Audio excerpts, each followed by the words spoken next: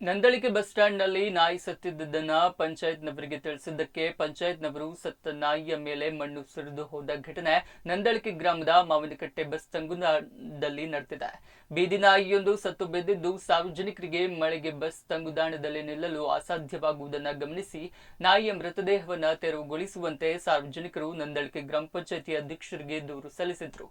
ನಾಯಿಯ ಮೃತದೇಹವನ್ನ ತೆರವುಗೊಳಿಸುವ ಬದಲು ಒಂದು ಲೋಡ್ ಮಣ್ಣನ್ನು ತಂದು ಬಸ್ ತಂಗುದಾಣದೊಳಗೆ ಇರುವ ನಾಯಿಯ ಮೃತದೇಹದ ಮೇಲೆ ಸುರಿದು ಹೋಗಿದ್ದಾರೆ. ಇದೀಗ ಬಸ್ ಸ್ಟ್ಯಾಂಡ್ ತುಂಬಾ ಮಣ್ಣು ತುಂಬಿದ್ದು ಪ್ರಯಾಣಿಕರು ಬಸ್ಗಾಗಿ ರಸ್ತೆ ಬದಿ ನಿಲ್ಲುವಂತಾಗಿದೆ. ಇದರಿಂದ ಸಾರ್ವಜನಿಕರು ಆಕ್ರೋಶಗೊಂಡಿದ್ದಾರೆ.